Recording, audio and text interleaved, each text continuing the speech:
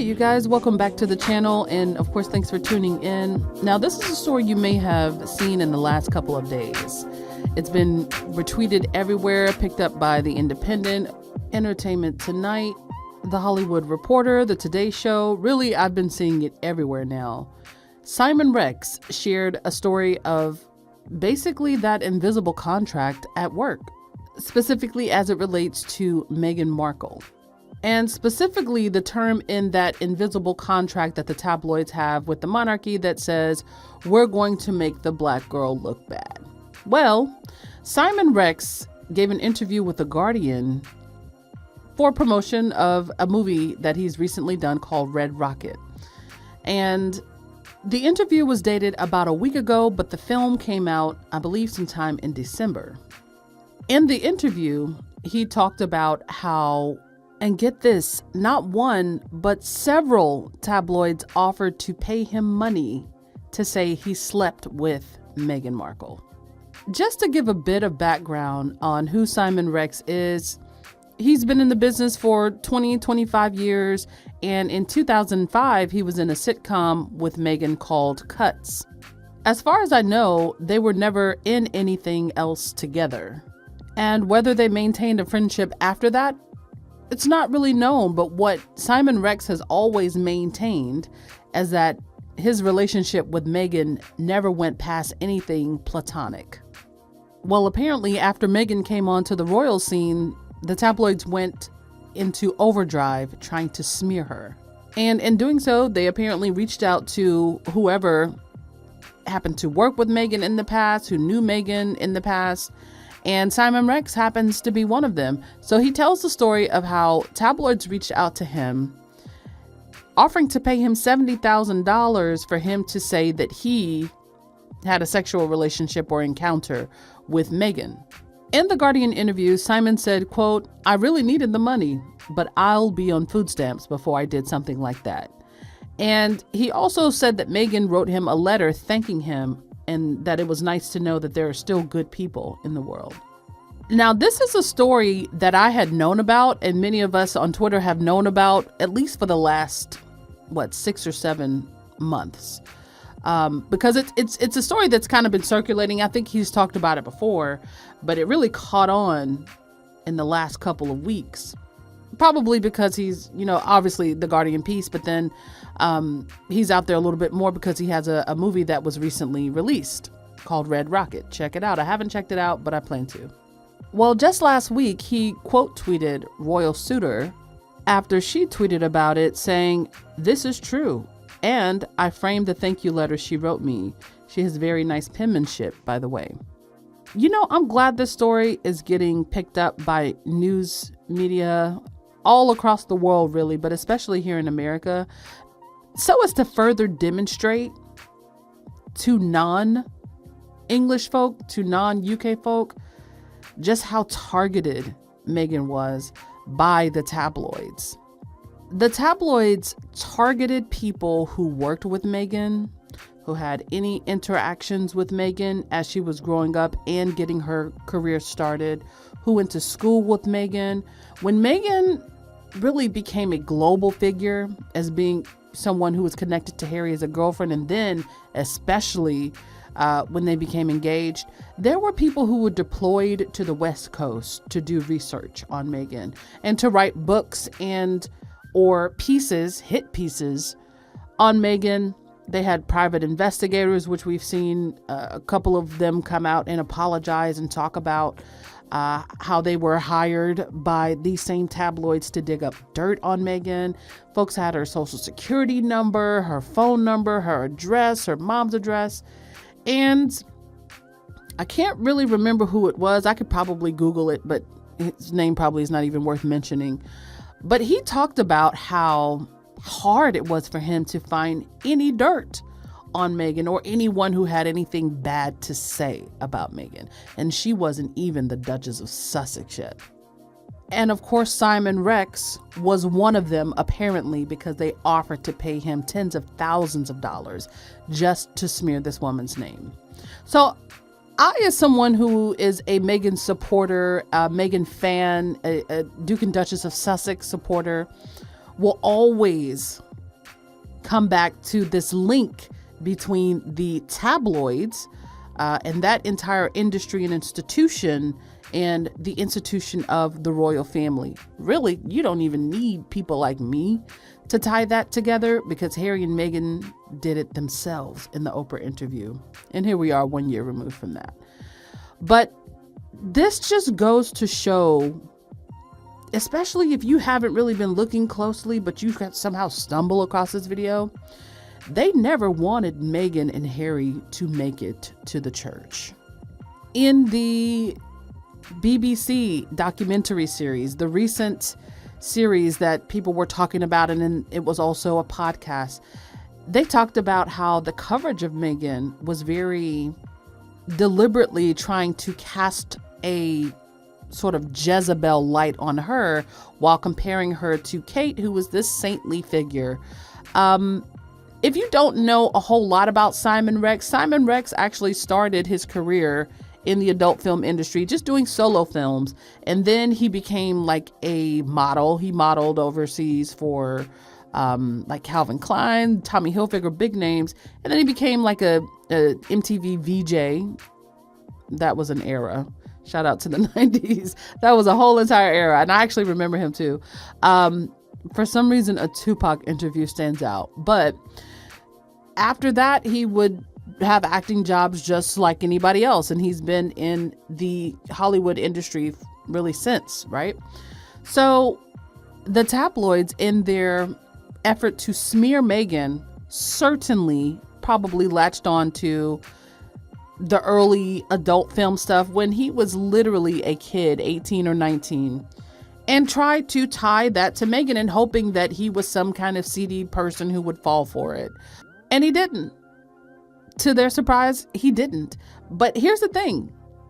Simon Rex could not have been the only person who was offered money to say terrible things about Meghan. Now, it's not so far-fetched to assume that the tabloids have paid Meghan's own family members to trash her, because they've been going on 3 years now, just trashing her name between her, I wouldn't even call her a sister because she's not one, Scammy, and of course her father, who has frankly made it clear that there is no depth that he won't sink to smear his daughter. I'm pretty sure tabloids have reached out to Meghan's own friends to see which ones were actually solidly her friends and which ones weren't, which ones would speak out and say things just because the money was there. In Simon Rex's case, being an out-of-work actor who could use $70,000, for him to turn that down, it speaks to the person that he is. And, you know, kudos to him. Bravo to him. You know, and I'm glad that Meghan wrote him a letter actually thanking him, because how easy would it have been to say, all right, I'll do it. I'm never going to see her. I'm never going to cross paths with her. And go on about your day. Go on about your life. But it's a shame that someone who barely knows Meghan has more of a moral compass than her own father, for example. Simon just would not be bought. As he said himself, he was broke as fuck. But he wouldn't take part in smearing a good person. Shout out to him. And actually, not only does it speak to Simon Rex's character, but it also speaks to Meghan and how she's carried herself professionally. You know, when people talk about having worked with Meghan, whether it's, you know, because I've never heard of Cuts, but whether it's a little known show like Cuts or like some of the small parts in films that she's had or Suits, no one has ever said anything bad about Meghan.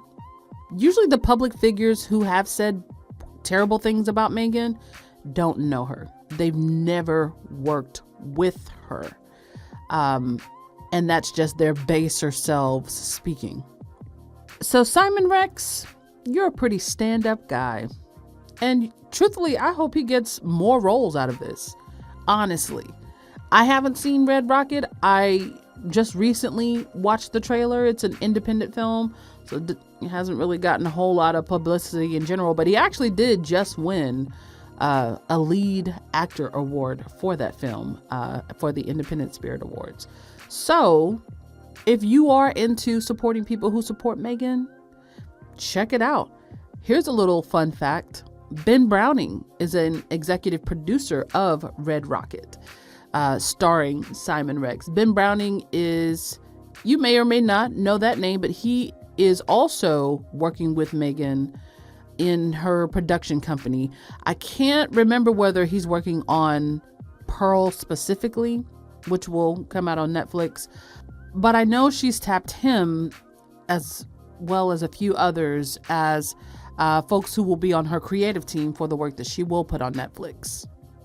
And speaking of Meghan's upcoming work, it has been revealed that Meghan will have her first podcast series go live this summer. Meghan's podcast will be coming to Spotify.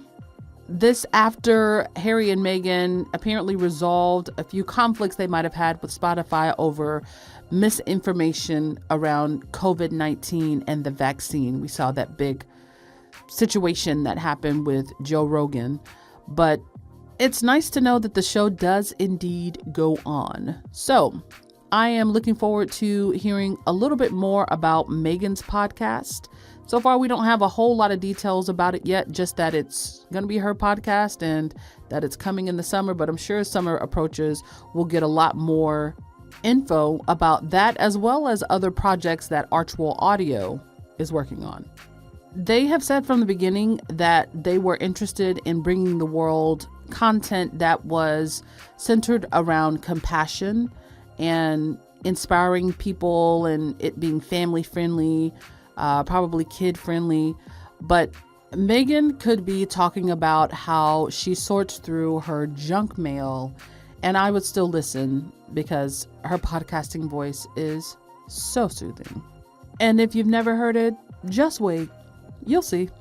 Seriously, though, I think Meghan has a lot to say. She has a lot to offer, truly by virtue of her being herself, but certainly over the last few years, I'm sure there are plenty of lessons to impart that she can share in context of her entire life, not just as a person, but as a woman, as a working woman, as a woman of color, and also as a mother. So really looking forward to that. I have the feeling that it'll be an interview style podcast, which really, you know, it's Meghan. She has her pick of the litter. And I hope it's something that comes out every year, like seasonally.